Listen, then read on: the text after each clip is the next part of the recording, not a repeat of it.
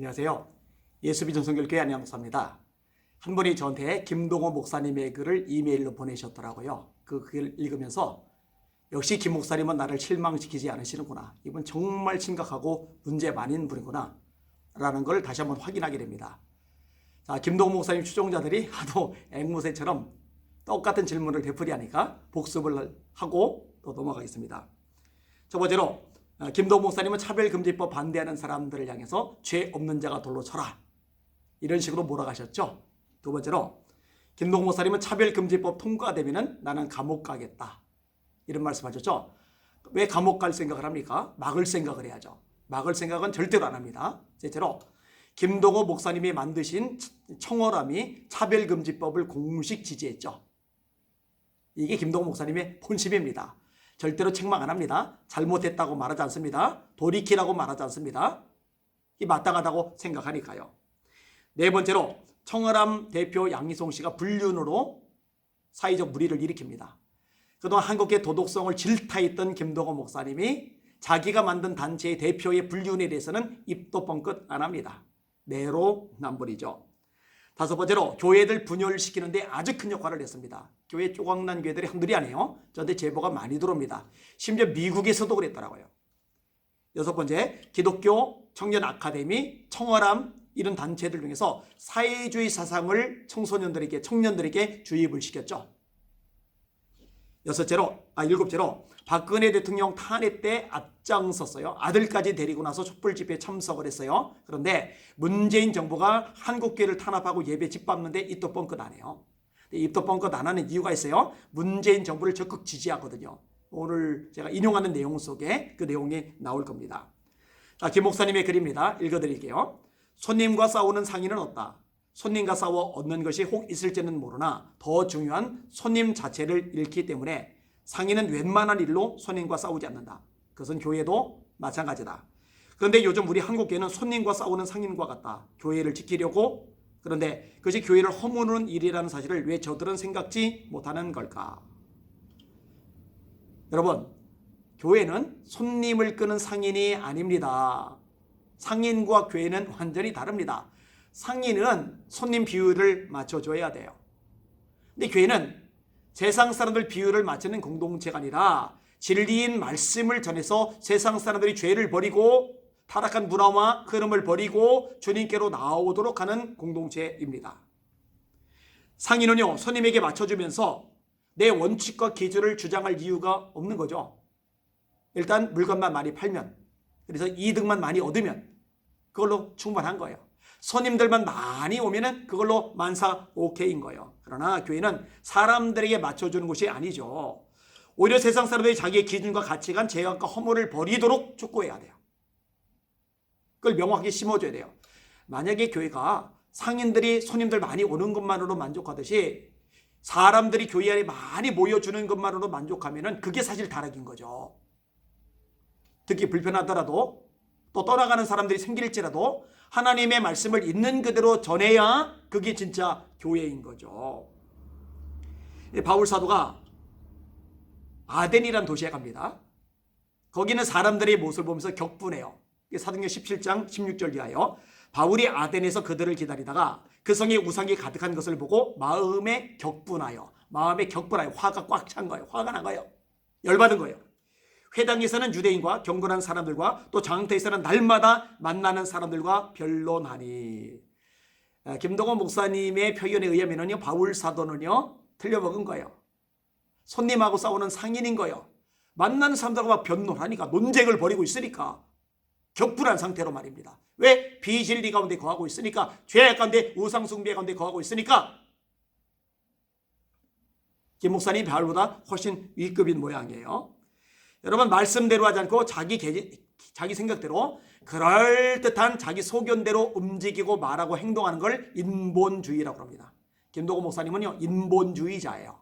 그분 따르는 사람들은요, 인본주의를 추종하는 겁니다. 신본주의가 아니에요. 말씀 위주가 아니에요. 예수님 중심이 아닙니다. 자, 김 목사님의 글 마저 인용을 할게요. 정부가 교회를 핍박한다고 주장하는데 내 보기엔 교회가 정부와 세상을 겁박하는 것으로 보인다.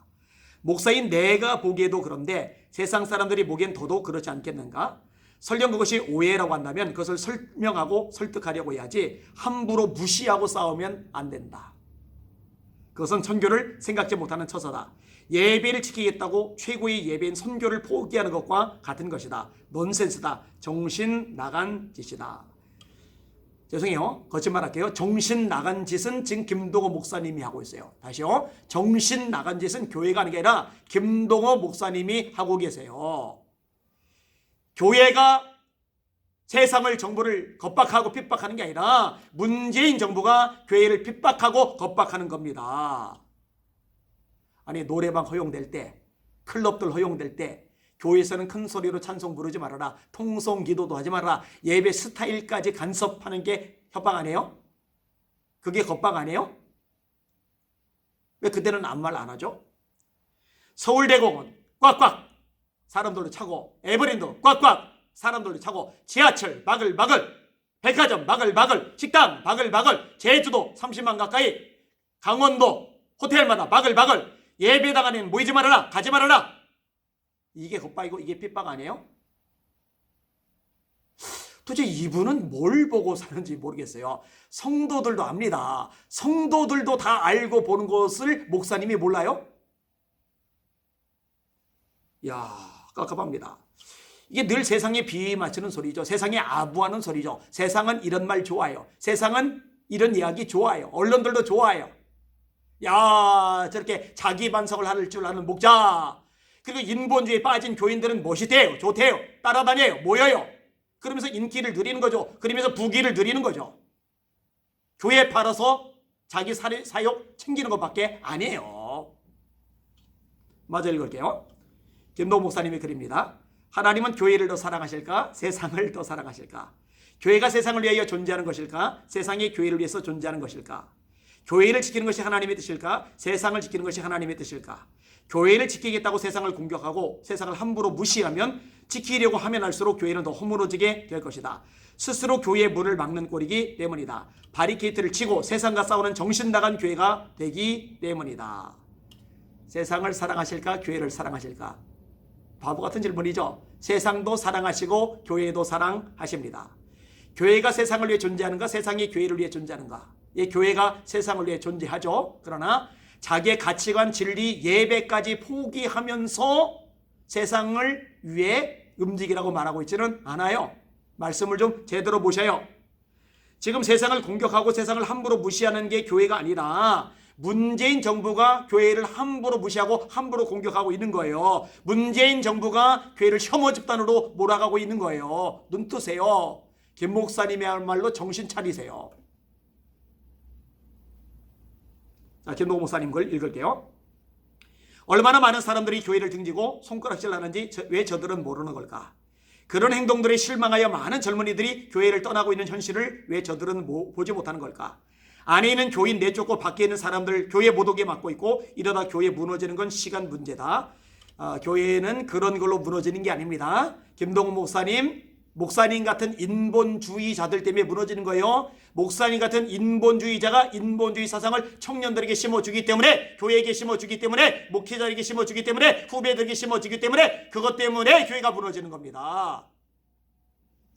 교회는 하나님의 말씀에 바로 서 있으면, 진리를 위해서 선한 싸움을 싸우면, 성령으로 충만하면, 기도의 불이 타오르면, 정말 주님께서 기뻐하시는 모습만 제대로 갖추면 세상에 아무리 환경이 아무리 문화가 아무리 바뀌고 뒤집어져도 까딱 없습니다. 하나님이 교회를 지켜주십니다. 하나님께서 교회를 보호해 주십니다. 하나님께서 교회를 부흥케 하십니다.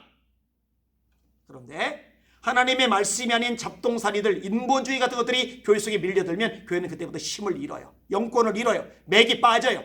그리고 스스로 무너져 내려가는 거예요. 당신이 김 목사님이 그 주범이란 거 아셔야 돼요. 마지막 뒷부분입니다. 김동호 목사님의 글.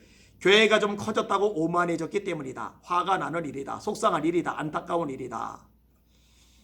또 이 설입니까? 오만한 건 김 목사님이죠. 하나님의 자리에 앉아서 한국교회를 난도질 하던 거, 젊을 때 하던 거를 노년된 지금도 하십니까? 건강할 때 하던 걸 병든 지금도 하십니까? 이제 천국 갈 준비를 해야죠. 회개하셔야죠. 근데 아직까지도 이 모양입니까? 김 목사님이 화가 난다, 속상하다, 안타깝다 했는데 제가 김 목사님한테 화가 나요. 속상해요. 안타까워요. 왜 한국교회 망가뜨리려는 건데요? 왜 젊은이들 무너뜨리려는 건데요? 왜 한국교회 힘 빼려는 건데요? 왜 교회들 분열케 하려는 건데요? 제발 이제는 정신 차리실 때가 되지 않았습니까? 제 평생에 한 사람에 대해서 이렇게까지 집요하게 말해보기는 난생 처음입니다. 그만큼 김동호 목사님이 해를 지속적으로 아주 강하게 미치고 있어요. 그리고 김동호 목사님 날개새 듣는 교인들 잘 들으세요. 당신들 죄가 큽니다. 여러분들이 김동호 목사님 회개할 길을 지금 차단하고 있어요. 사람 따라가지 말고 말씀 따라가세요. 인본주의 따라가지 말고 하나님 따라가세요. 죄를 합법화하려는데 그거 막을 생각해야지. 여기에 힘을 모을 생각해야지. 요 소리에 속아가지고 그걸로 마음에 조금 위안이 됐다고 은혜 받았다고요? 그건 은혜가 아닙니다. 다시 말합니다. 사람 따라가지 말고 주님만 따라가세요.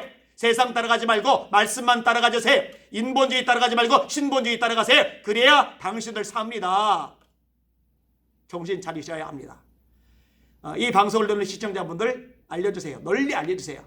아마 인본주의에 물든 사람들은 불편할 겁니다. 싫어할 겁니다. 그래도 들어야 돼요. 들어야 돌이킬 기회라도 없고 들어야 제대로 된 정보라도 얻을 거 아니겠습니까?